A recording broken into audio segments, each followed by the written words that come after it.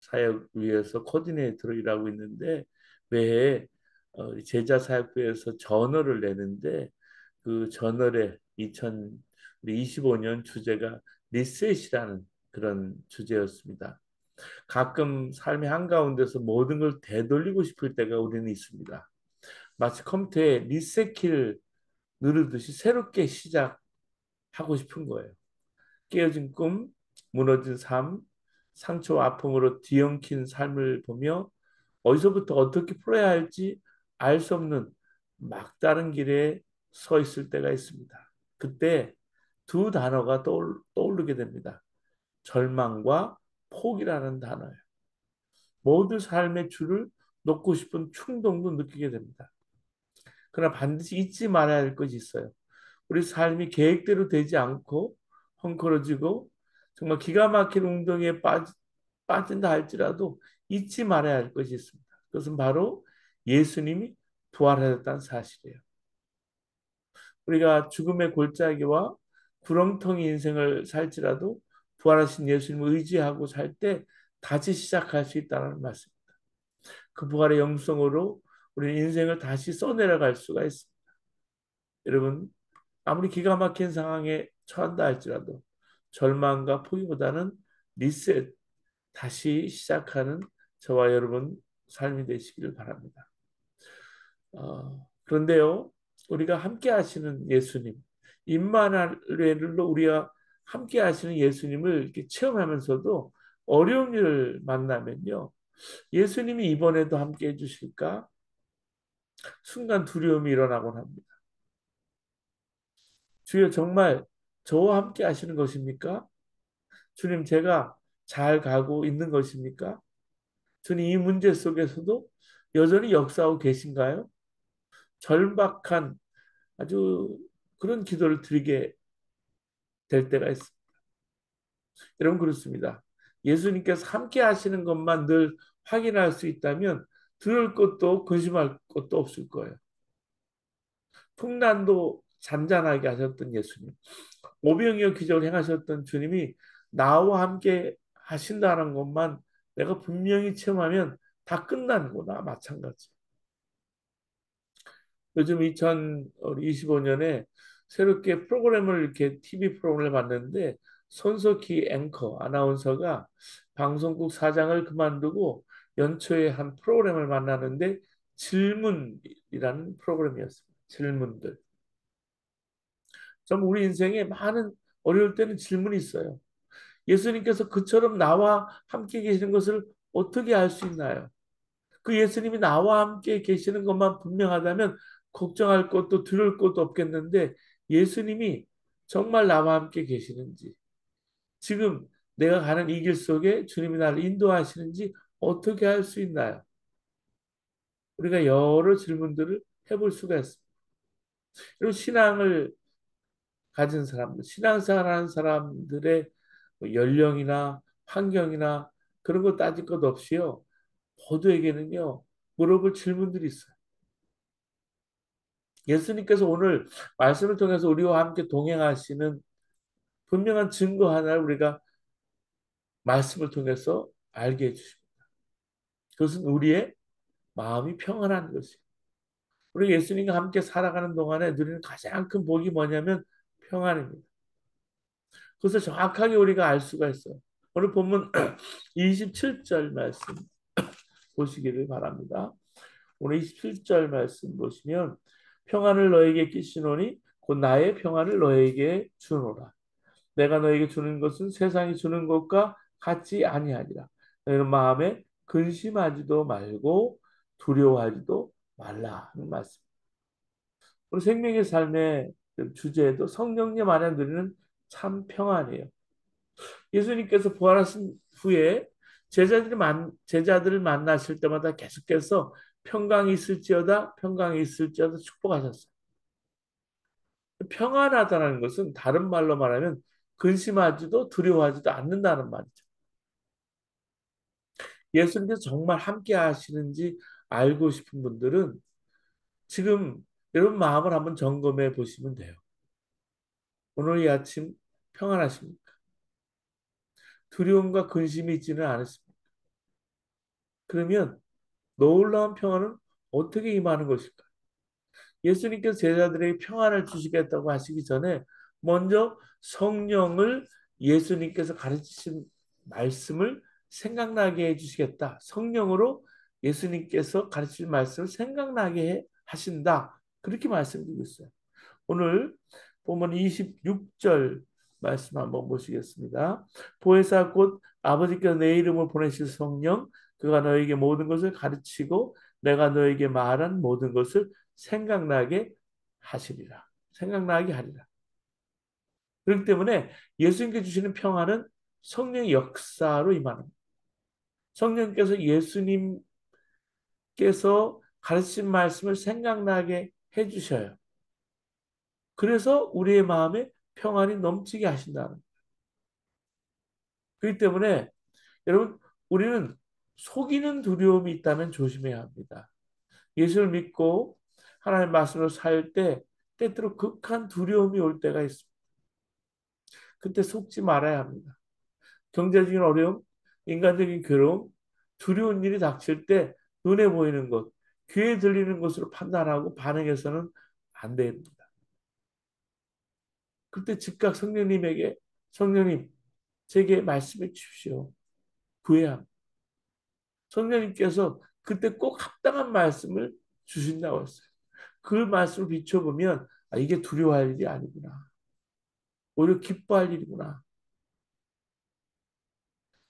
우리는 이 땅을 살면서 해마다 다 다르고 여러분 우리 형편마다 다 다르죠. 우리 재산이 없어질까 봐 두려워하기도 하고 어른이 돼서 모든 일에 책임을 져야 할 것을 이제 두려워하기도 하고 잘못된 결정을 내가 내리지 않을까 두려워하고 약속하기를 두려워하고 아니 사람들은 사는 것 자체를 두려워하게 됩니다. 두려움이 나를 지배할 때 우리는 목표를 잃어버리게 됩니다. 자기가 서 있는 자리에서 주저앉아 더 이상 아무것도 하지 못하게 돼요. 두려우면 믿음에 치명적인 영향을 미치는 하나의 감정입니다. 영적인 문제를 야기하는 요소이기도 해요. 자신을 파괴하기도 하고요. 내가 살아갈 사랑, 소망, 믿음을 잃어버리게 합니다. 사랑하는 여러분, 두려움과 근심이 있다면 예수님의 말씀을 한번 점검해 보시기 바랍니다. 주일마다 여호수아를 여러분과 나누고 있어요. 두려움이 여러분 여호수아와 이스라엘 압도할 때 주신 말씀 있죠. 그 유명한 말씀이에요. 여호수아 1장 9절의 말씀이에요. 내가 내게 명령한 것이 아니냐? 강하고 담대하라. 두려워하지 말며 놀라지 말라. 내가 어디로 가든지 내 하나님 여호와가 너와 함께 하느니라 하십니다. 그 말씀을 자신의 마음에 한번 선포해 보시고요. 약속한 말씀을 주신 하나님 바라보세요. 그러면 두려움이 나갑니다. 두려움을 내쫓아야 된다는 말씀. 하나님이 우리에게 주신 것은 두려워하는 마음이 아니요 오직 능력과 사랑과 절제하는 마음이니 디모데후서 1장 7절의 말씀. 여러분 예수님은 우리가 어떤 두려움과 건짐 속에서도 능히 일어날 수 있는 말씀을 다 주셨어요. 그것은 성령님께서 계속해서 우리에게 말씀하고 계십니다. 여러분 어떤 상황 속에서도 주님께 길을 기울여야 될 이유가 여기에 있어요. 주님의 말씀이 오면 두려움에서 우리가 일어날 수 있습니다. 예수님께서는 십자가를 지시기 전에 제자들에게 먼저 이 말씀을 하신 이유가 있었어요. 두려워하지 말라는 거예요. 오늘 보면 29절 말씀 보시기 바랍니다. 이제 일이 일어나기 전에 너에게 말한 것은 일이 일어날 때에 너희를 믿게 하려 함이라. 하나님의 뜻을 깨닫고 나면요. 예수님께서 하나님께 가는 것이 오히려 기쁜 일이라는 거예요. 28절 말씀 보시기 바랍니다. 내가 갔다가 너에게 온다 하는 말을 너희가 들었나니 나를 사랑하였더라면 내가 아버지께로 감을 기뻐하였습니다. 아버지는 나보다 크심이라. 그렇기 때문에 상황이 어렵고 이해가 되지 않을수록 더욱 말씀을 붙잡아야 한다는 말씀이에요. 30절 말씀 보시겠습니다. 이후에는 내가 너희와 말을 많이 하지 아니하리니 이 세상의 임금이 오겠습니다. 그러나 그는 내게 관계할 것이 없습니다. 세상 임금이 올 것이다. 잠시 마귀가 승리한 것 같은 일이 벌어질 것이다. 예수님께서 십자가에 달리실 때 만왕의 왕이 악한 자들에게 뺨을 맞았어요. 채찍에 맞았어요. 가시관을 쓰시고 옷을 벗기우고 십자가를 지고 죽으셨어요. 어떻게 이런 일이 벌어질 수 있을까요? 하나님이 어떻게 이렇게 무능하실까? 마귀가 춤추는 것을 이렇게 보고 있을까요? 근데 이것은 말씀 모르기 때문에 그렇게 말할 수 있는. 예수님은 스스로 자신을 내어주신 것이지 마귀에게 당한 게 아니에요. 십자가는 마귀가 능력이 커서 된 일이 아닙니다. 마귀와 아무 상관이 없는 일이에요. 나와 상관이 없다. 예수님께 스스로 마귀에게 자신을 내어준 거예요. 예수님께서 아버지 하나님을 사랑하시고 순종하셨기 때문에 온 인류를 위한 대속제물로 당신을 내어주신 거예요. 대속제물로 주시기 위해서 주님이 오신 거예요. 오늘 본문 마지막 31절 말씀 보시기 바랍니다. 오직 내가 아버지를 사랑하는 것과 아버지께서 명하신 대로 행하는 것을 세상이 알게 하려 함이로다. 일어나라 여기를 떠나자 하니라. 예수님께서는 십자가를 지시기 전에 이 말씀을 이미 제자들에게 분명히 말씀하셨어요. 이 말씀을 알아야 십자가를 보고 시험에 들지 않습니다. 그렇기 때문에 여러분 어떤 순간이 와도 어떤 문제가 닥쳐도 마음의 두려움과 근심이 있을 때 즉각 이게 나를 속이는 게 아닌가 물어보셔야 돼요. 성령님, 이때 제가 어떻게 판단해야 되며 제가 어떻게 마음을 가져야 하는지 말씀해 주십시오. 성령께서 주시는 말씀 붙잡으면 어떤 시험도 이길 수가 있습니다. 이 속이는 두려움이요. 아주 교묘하게 우리에게 영향을 미칠 때가 많습니다. 스스로 깨닫지도 못하게 우리 속에서 역사해요.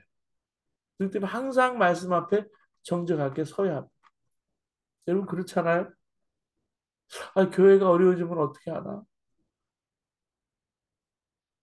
사람들이 빠져나갔는데 부흥이 되지 않으면 어떻게 하나?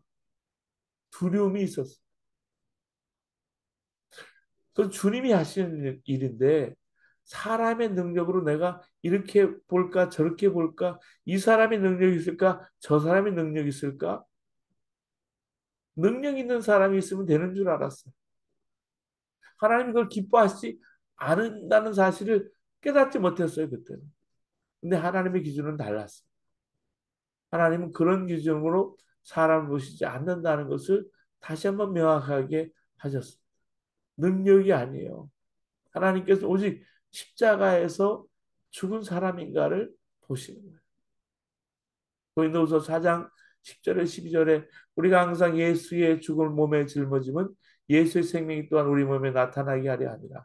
우리가 살아있는 자가 항상 예수를 위하여 죽음에 넘겨짐은 예수의 생명이 또한 우리 죽을 육체에 나타나게 하려 함이라. 그런즉 사망은 우리 안에 역사하고 생명은 너희 안에 역사하라. 여러분 예수님께서 하시는 거예요. 예수님께 직접 하시는 거예요. 교회, 목회, 여러분의 삶, 가정, 자녀. 근데 사람의 능력에 따라서 좌우되는 것처럼 속는 것은 직접 역사하시는 주님을 믿지 못하는 두려움 때문에. 사역을 좀 잘하십시오. 설교를 좀 잘하세요. 말하는 건 쉽습니다. 오직 예수님과 함께 죽었음을 보여주는 게 이게 어려운 거예요. 은혜의 역사는 주님이 하시는 거예요. 우리가 은혜를 끼치려고 하니까 더 혼란스러운 거예요. 고린도전서 1장 27절 29절 그러나 하나님께서 세상 위로하는 것들을 택하사 지혜 있는 자들을 부끄럽게 하려 하시고 세상이 약한 것들을 택하사 강한 것들을 부끄럽게 하려 하시며 하나님께 세상의 천한 것들과 멸시받는 것들과 없는 것들을 택하사 있는 것들을 폐하려 하시나니 아무 육체도 하나님 앞에서 자랑하지 못하게 하려 하심이라. 우리가 속이는 두려움을 조심해야 하지만 또 하나 조심할 것이 있습니다. 그것은 거짓 평안이에요. 어떤 사람은 목사님, 저 지금 마음이 편안해요. 두려운 것도 근심도 없어요. 하신 분도 있을 수 있어요. 그러나 단순히 마음이 편안하다고 예수님께서 함께 하신다고 단정해서는 안 된다는 사실. 오늘 말씀 보면 예수님께 주시는 평안이 있어요. 이 평안은 세상이 주는 것과 다르다 그랬어요. 예수님께 주시는 평안은 예수님의 말씀과 함께 오는 거예요. 세상이 주는 평안도 있어요.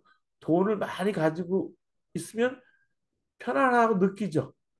지갑에 돈이 두툼하면 편안하다고 느껴요. 어카운트에 돈이 두둑하다면 편안할 거예요. 근데 주님이 주시는 평안은 말씀 앞에서 점검해 봐야 합니다. 누가복음 12장에 보면 풍년이 들어서 많은 곡식을 창고에 저장한 농부가 있었습니다. 내가 내 영혼에게 이르되 내 영혼아 여러 해 쓸 물건을 많이 쌓아 두었으니 평안히 쉬고 먹고 마시고 즐거워하자. 흡족해 하는 장면이 여기 나오거든요. 그러나 그때 그 부자에게 하나님께서 하시는 말씀이 임합니다. 어리석은 자여 오늘 밤에 내 영혼을 도로 찾으리니 그러면 내 준비한 것이 누구의 것이 되겠느냐. 이 부자가 이 한마디 말에 무너져. 부자의 평안은 하나님 말씀 앞에 한순간에 무너져. 여러분 그래요. 세상 평안을 가지고 사는 사람들은 예수님 말씀 앞에서 불안해지고 마음이 불편합니다. 그 세상 평안에 속으면 안 된다는 말씀이에요. 예수님 말씀 앞에 우리가 서봐야 돼. 엑스레이 투시기 앞에 서보듯이 MRI 기계 앞에 서보듯이 우리 예수님 말씀 앞에 우리 점검을 받아봐야 돼. 요한계시록 3장 17절 보면 라오디게아 교회 교인들이 스스로 말합니다. 나는 부자라 부유하여 부족한 것이 없다. 하나님 말씀했어요. 이르기를 내 공고한 것과 가난한 것과 눈먼 것과 벌거벗은 것을 알지 못하는 도다. 이때 마음이 평안할지라도 이것이 정말 성령께서는 평안한지 살펴봐야 합니다. 거짓 평안이 있기 때문에. 여기서 속으면 두려운 날이 도적같이 말 수가 있어요.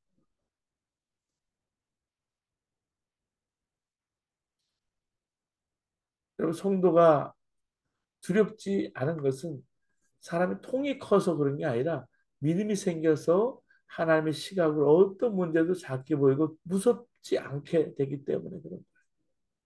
여러분 예수님 안에서 우리는 어디까지 보이십니까? 개인의 문제 해결만 보십니까? 내 자녀 문제입니까? 가정의 축복입니까? 어디까지 보십니까? 천국입니까? 세계 복음화일까요? 주님의 나라가 보입니까? 우리가 어디까지 눈이 뜨였는지에 따라서 문제를 이겨낼 힘이 다른 거예요. 앞날을 보게 되면 문제를 이길 힘을 얻게 됩니다. 이게 평안. 에베소 4장 30절에 하나님의 성령을 근심하게 하지 말라. 성령의 근심이 여기 있어요. 이 근심이 말씀 앞에 설 때 오는 근심인 거예요. 내가 말씀대로 살고 있지 못하는 것을 생각할 때 오는 근심. 성령의 근심을 무시하면 외면하면 이게 큰일 나는 거죠. 정직하게 반응하고 성령의 근심이 올 때 그게 내가 반응할 때 나를 살리는. 여러분 세상이 주는 두려움 속에 있지는 않으십니다. 거짓 평안에 속고 있지는 않으십니다. 그렇다면 성령께서 여러분 안에 있는 것을 보여주시기를 원합니다. 오늘 말씀을 듣는 중에 내 속에 두려움에 정말 속고 있다는 사실을 보여줄 수 있어요. 여러분 거짓 평안에 속으면 안 된다는 말씀. 말씀을 통해서 오늘도 나를 붙잡아 주시고 말씀을 통해 전식으로 반응하시고 속이는 두려움 십자가에 못 박고 주님 붙잡고 주님 평안 붙잡고 여러분 한 걸음 한 걸음 나아가시는 여러분 삶 되시기를 주님으로 축원합니다. 이제 기도하시겠습니다. 하나님 속이는 두려움이 아니라